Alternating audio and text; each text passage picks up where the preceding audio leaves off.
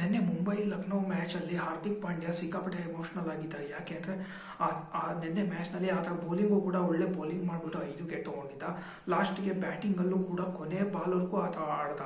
ಆದರೆ last 2 overs ಎಷ್ಟು ಆತನಿಗೆ ಪ್ರೆಷರ್ ಇತ್ತು ಅಂದರೆ ಒಂದು ಬಾಲ್ ಕೂಡ ಮಿಸ್ ಮಾಡೋ ಥರ ಇರಲಿಲ್ಲ. ಅದರ ಮಧ್ಯದಲ್ಲಿ ಶಾರ್ದುಲ್ ಠಾಕೂರ್ ಬೌಲಿಂಗ್ ಮಾಡ್ತಾ ಇದ್ದ ಒಂದು ಕಡೆ, ಇನ್ನು ಸ್ಕ್ರೀನ್ನಲ್ಲಿ ಇನ್ನೊಂದು ಕಡೆ ತಿಲಕ್ ವರ್ಮಾ ಮಾಡ್ತಾ ಇದ್ದ. ತಿಲಕ್ ವರ್ಮಾ ಹಾರ್ದಿಕ್ ಪಾಂಡ್ಯಗೆ ಬ್ಯಾಟಿಂಗ್ನಲ್ಲಿ ಸಪೋರ್ಟ್ ಮಾಡ್ತಾ ಇರಲಿಲ್ಲ. ಆತ 23 ಬಾಲ್ಗೆ 25 ರನ್ ಹೊಡೆದಿದ್ದ. ಏನು ಅಂದರೆ ಈ T20ನಲ್ಲಿ ಆತ 4-6 ವಿಕೆಟ್ಸ್ ಹೊಡಿತಾ ಇರಲಿಲ್ಲ. ಹಾಗಾಗಿ ಹಾರ್ದಿಕ್ ಪಾಂಡ್ಯ ಆತ ಒಳ್ಳೆ ಪರ್ಫಾರ್ಮೆನ್ಸ್ ಕೊಡ್ತಾ ಇದ್ರು ಕೂಡ ಆತನಿಗೆ ಬರೀ 12 ಬಾಲಲ್ಲಿ 29 ರನ್ ಇಬ್ಬರು ಸೇರಿ ಹೊಡೆಯೋದಕ್ಕಾಗಿಲ್ಲ. ಹಾರ್ದಿಕ್ ಪಾಂಡ್ಯ ಒಂದು ರಾಂಗ್ ಡಿಸಿಷನ್ ತಗೊಂತಾನೆ. ಏನು ಅಂತ ಹೇಳಿ ತಿಲಕ್ ವರ್ಮಾನ ಸಡನ್ ಆಗಿ ರಿಟೈರ್ಮೆಂಟ್ ಕೊಟ್ಬಿಟ್ಟು ಆತನಿಗೆ ಕಳಿಸ್ಬಿಟ್ಟು ಸ್ಯಾಟ್ನರ್ನ ಕರೆಸ್ಕೊಂತಾನೆ. ಇದು ಆತ ನಿನ್ನೆ ಮಾಡಿರುವಂಥ ತುಂಬಾ ದೊಡ್ಡ ಮಿಸ್ಟೇಕು. ಇನ್ನೊಂದು ಕಡೆ ಆವೇಶ್ ಖಾನ್ ಇದ್ದ. ಆತನು ಒಂದು ಒಳ್ಳೆ ಬೌಲಿಂಗ್ ಮಾಡ್ತಾ ಇದ್ದ. ಆತನದು ಲೇನ್ ಮತ್ತೆ ಲೆಂತ್ ತುಂಬಾ ಪರ್ಫೆಕ್ಟ್ ಆಗಿತ್ತು.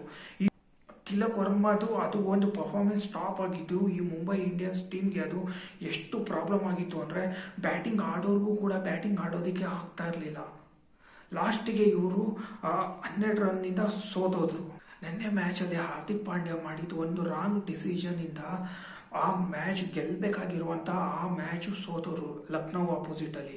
ಆತ ಮಾಡಿದ್ದು ರಾಂಗ್ ಡಿಸಿಷನ್ ಏನಪ್ಪ ಅಂದರೆ ತಿಲಕ್ ವರ್ಮಾ ಅಷ್ಟೊಂದು ರನ್ಗಳು ಹೊಡಿದೇ ಇದ್ರು ಆತನಿಗೆ ಲಾಸ್ಟ್ ಮೂಮೆಂಟಲ್ಲಿ ಚೇಂಜ್ ಮಾಡಬಾರ್ದಾಗಿತ್ತು. ಯಾಕೆಂದರೆ ಲಾಸ್ಟ್ ಮೂಮೆಂಟಲ್ಲಿ ಬರೀ 12 ಬಾಲ್ಸ್ ಇದ್ದರಿಂದ ಆತ ಹೊಡೆಯುವಂಥ ತುಂಬ ಚಾನ್ಸಸ್ ಇತ್ತು.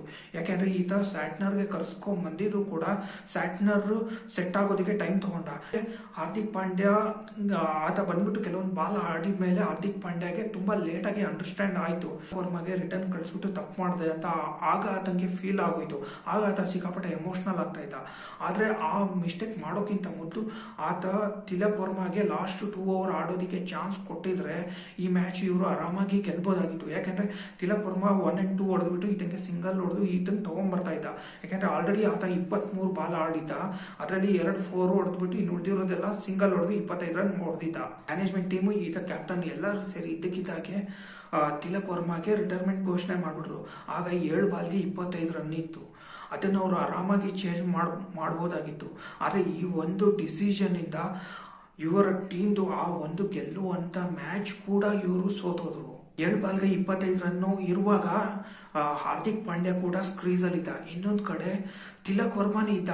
ಆದರೆ ಆತನ ಜೊತೆಗೆ ಮಾತಾಡಿ ಇವರು ಒಳ್ಳೆ ಪಾರ್ಟ್ನರ್ಶಿಪ್ ತಗೊಂಡ್ಬಂದ್ಬಿಟ್ಟು ಲಾಸ್ಟ್ ಮೂಮೆಂಟ್ ಅಲ್ಲಿ ಇವರು ಹೇಗಾದ್ರೂ ರನ್ ಕಲೆಕ್ಟ್ ಮಾಡಿ ಇವರು ಆರಾಮಾಗಿ ಚೇಸ್ ಮಾಡ್ಬೋದಾಗಿತ್ತು. ಆದರೆ ಇವರು ಆ ಪ್ರೆಷರ್ನ ಹ್ಯಾಂಡಲ್ ಮಾಡೋದಕ್ಕಾಗದೆ ಆ ಮ್ಯಾನೇಜ್ಮೆಂಟ್ ಟೀಮ್ನವ್ರು ಮತ್ತೆ ಕ್ಯಾಪ್ಟನ್ ಹಾರ್ದಿಕ್ ಪಾಂಡ್ಯ ಇವರು ತಗೊಂಡಿರುವಂತಹ ಒಂದು ಡಿಸಿಷನ್ ಇಂದ ಗೆಲ್ಲುವಂತ ಮ್ಯಾಚ್ನು ಕೂಡ ಇವರು ಸೋತೋದ್ರು. ಆದರೆ ಅದೇ ಟೈಮ್ನಲ್ಲಿ ಆವೇಶ್ ಖಾನ್ ಬೌಲಿಂಗ್ ಮಾಡೋದಕ್ಕೆ ಬಂದಲ್ವಾ, ಆತ ಬೌಲಿಂಗ್ ಯಾವ ಥರ ಮಾಡ್ತಾ ಇದ್ದ ಅಂದರೆ ಇವ್ರ ಕೈನಲ್ಲಿ 1 ರನ್ ಹೊಡಿಯೋದಕ್ಕಾಗಿಲ್ಲ. ಆತ ಬೌಲಿಂಗ್ ಮಾಡುವಂಥದ್ದು ಲೇನು ಮತ್ತು ಲೆಂತ್ ಎಲ್ಲ ಪರ್ಫೆಕ್ಟಾಗಿ ಮಾಡ್ತಾ ಇದ್ದ. ಲಾಸ್ಟಿಗೆ ಹಾರ್ದಿಕ್ ಪಾಂಡ್ಯ ಕೂಡ ಬ್ಯಾಟಿಂಗ್ ಆಡುವಾಗ ಸ್ಯಾಟ್ನರ್ಗೆ 1 ರನ್ ಕೂಡ ಹೊಡಿಯೋದಕ್ಕೆ ಆಪ್ಷನ್ ಕೊಟ್ಟಿಲ್ಲ. ಆ ಒಂದು ಆಪ್ಷನ್ ಕೊಟ್ಟಿಲ್ಲ ಅಲ್ವಾ, ಹಂಗಾಗಿ ಆ ಕೊನೆಯಲ್ಲಿ 7 ಬಾಲಲ್ಲಿ 25 ರನ್ ಇತ್ತಲ್ವ, ಇದನ್ನು ಇವ್ರ ಕೈನಲ್ಲಿ ಚೇಸ್ ಮಾಡ್ಲಿಕ್ಕಾಗಿಲ್ಲ. ಈ ಮ್ಯಾಚ್ ಸೋತ ಮೇಲೆ ಹಾರ್ದಿಕ್ ಪಾಂಡ್ಯ ಸಿಕ್ಕಾಪಟ್ಟೆ ಎಮೋಷ್ನಲ್ ಆಗಿದ್ದ. ಯಾಕೆಂದರೆ ಲಾಸ್ಟ್ 4 ಬಾಲಲ್ಲಿ 14 ರನ್ ಇತ್ತು. ಅದು ಕೂಡ ಇವ್ರ ಕೈನಲ್ಲಿ ಹೊಡಿಯೋದಕ್ಕಾಗಿಲ್ಲ. ಇದು ಆಗಿದ್ಮೇಲೆ ಇವಾಗ ಏನು ಅಂದರೆ ಆ ಟೀಮ್ದು ಮ್ಯಾನೇಜ್ಮೆಂಟಿಂದ ಫ್ಯಾನ್ಸ್ ಕಡೆಯಿಂದ ಎಲ್ಲ ಕಡೆಯಿಂದನೂ ಇವ್ರ ಬಗ್ಗೆ ಇವಾಗ ಯೋಚನೆ ಮಾಡ್ತಾ ಇರ್ತಾರೆ. ಇವರು ತುಂಬ ದೊಡ್ಡ ತಪ್ಪು ಮಾಡಿದ್ದಾರೆ ಅಂಥೇಳಿ ಎಲ್ಲರೂ ಸೇರಿ ಇವ್ರ ಮೇಲೆ ಅಪವಾದ ಹೊರಿಸ್ತಾ ಇದ್ದಾರೆ. ಇದನ್ನು ಕೂಡ ಈಗ ಇವರು ಫೇಸ್ ಮಾಡಬೇಕಾಗಿದೆ. ಇನ್ನು ಮುಂದಿನ ಮ್ಯಾಚ್ನಲ್ಲಿ ಏನಾಗುತ್ತೋ ಅನ್ನೋದು ನೆಕ್ಸ್ಟ್ ಮ್ಯಾಚಲ್ಲಿ ನಾವೇ ಕಾದು ನೋಡು. ನಿನ್ನೆ ಮ್ಯಾಚಲ್ಲಿ ಹಾರ್ದಿಕ್ ಪಾಂಡ್ಯದು ಪರ್ಫಾರ್ಮೆನ್ಸ್ ಹೇಗಿತ್ತು ಅಂದರೆ ಬೌಲಿಂಗ್ನಲ್ಲಿ ಈತ 5 ವಿಕೆಟ್ ತೊಗೊಂಡಿದ್ದ.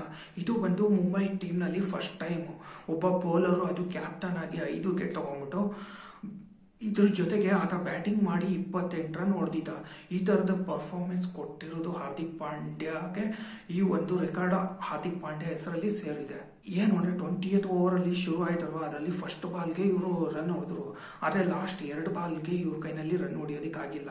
ಯಾಕೆಂದರೆ ಅಲ್ಲಿವರೆಗೂ ಆ ತಿಲಕ್ ವರ್ಮಾ ಮಾಡಿರುವಂಥ ಆ ರನ್ ಬಂದಿಲ್ಲ. ಇದ್ರ ಜೊತೆಗಿನಲ್ಲಿ ಇವ್ರ ಮ್ಯಾನೇಜ್ಮೆಂಟ್ ಟೀಮ್ನವ್ರು ತೊಗೊಂಡಿರುವಂಥ ಆ ಡಿಸಿಷನ್ ಇಂದ ಇವ್ರ ಕೈನಲ್ಲಿ ಮ್ಯಾಚ್ ಮೇಲೆ ಕಾನ್ಸಂಟ್ರೇಟ್ ಮಾಡ್ಲಿಕ್ಕಾಗಿಲ್ಲ. ಲಾಸ್ಟಿಗೆ ಇವರು 2 ಬಾಲ್ಗೆ ರನ್ ಹೊಡಿಯೋದಕ್ಕಾಗಿಲ್ಲ, ಮ್ಯಾಚ್ಗಳಿಗೆ ಸೋತೋದ್ರು. ಈಗ ನೆನ್ನೆ ಮ್ಯಾಚ್ ಏನೋ ಮುಗ್ದೋಯ್ತು. ಈಗ ಮುಂದೆ ಬರುವಂಥ ಮ್ಯಾಚಲ್ಲಿ ರೋಹಿತ್ ಶರ್ಮಾ ಬಂದರೂ ಬರ್ಬೋದು, ಯಾಕೆಂದರೆ ಅವರು ರೀಸೆಂಟ್ ಮ್ಯಾಚಲ್ಲಿ ಅವರು ಇಂಜರಿ ಆಗಿದ್ರು. ಆದರೆ ಇನ್ನು ಮುಂದಿನ ಮ್ಯಾಚ್ಗಳಲ್ಲಿ ಇವ್ರದ್ದು ಟೀಮ್ ಇನ್ನೂ ಯಾವ ಥರ ಇರುತ್ತೆ, ಇವ್ರ ಪರ್ಫಾರ್ಮೆನ್ಸ್ ಹೇಗಿರುತ್ತೆ. ಆದರೆ ಇವ್ರದ್ದು ಟೇಬಲಲ್ಲಿ 7th ನಂಬರ್ಗೆ ಇವರು ಬಂದಿದ್ದಾರೆ ಆ ಒಂದು ಮ್ಯಾಚ್ ಸೋತಿದ್ರಿಂದ. ಇನ್ನು ನೋಡ್ಬೇಕು ಇನ್ನು ಮುಂದಿನ ಮ್ಯಾಚ್ಗಳಲ್ಲಿ ಇವರು ಯಾವ ಥರ ಮ್ಯಾಜಿಕ್ ಮಾಡ್ತಾರೆ. ಇವ್ರ ಟೀಮ್ದು ಏನಂದರೆ ಬ್ಯಾಟಿಂಗ್ ಲೈನಪ್ಪು, ಬೌಲಿಂಗ್ ಲೈನಪ್ಪು ಎಲ್ಲ ಚೆನ್ನಾಗಿದೆ. ಲಾಸ್ಟ್ ಮೂಮೆಂಟಲ್ಲಿ ಆ ತಿಲಕ್ ವರ್ಮಾ ಮಾಡಿದ್ದು ಈ ಮಿಸ್ಟೇಕಿಂದ ಈ ಮ್ಯಾಚಿಗೆ ಗೆಲ್ಲುವಂಥ ಮ್ಯಾಚ್ ಇತ್ತು ಇವ್ರಿಗೆ. ಲಕ್ನೋನವರು ಆಲ್ರೆಡಿ ಅವರು ಲಾಸ್ಟ್ 2 ಓವರ್ಸಲ್ಲಿ ಅದು 12 ಬಾಲ್ಗೆ 29 ರನ್ ಇತ್ತಲ್ವ, ಅವ್ರಿಗೂ ಕೂಡ ಗ್ಯಾರಂಟಿ ಇರಲಿಲ್ಲ ಅವ್ರು ಗೆಲ್ತಾರೆ ಅಂತ ಹೇಳ್ಬಿಟ್ಟು. ಈ ಲಾಸ್ಟ್ ಒಬ್ಬ ಬ್ಯಾಟ್ಸ್ಮನ್ ಇಂದ ಇವ್ರದ್ದು ಹೊಂದಾಣಿಕೆ ಆಗಿಲ್ಲ. ಆಮೇಲೆ ಇದ್ರ ಜೊತೆನಲ್ಲಿ ಇವರು ರಾಂಗ್ ಡಿಸಿಷನ್ ತಗೊಂಡ್ರಿಲ್ವಾ, ಹಂಗಾಗಿ ಆಗ ಬಂದಿರುವಂತಹ ಪ್ರೆಷರ್ಗೂ ಇಲ್ಲಿ ಮಾಡಿರುವಂತಹ ಮಿಸ್ಟೇಕ್ಗೂ ಇದು ಮ್ಯಾಚ್ದು ಈ ಬ್ಯಾಟಿಂಗ್ದು ಬೌಲಿಂಗ್ದು ಯಾವುದೂ ಬ್ಯಾಲೆನ್ಸ್ ಆಗಿಲ್ಲ. ಹಂಗಾಗಿ ಈ ಮ್ಯಾಚ್ ಇವರು ಸೋತೋದ್ರು.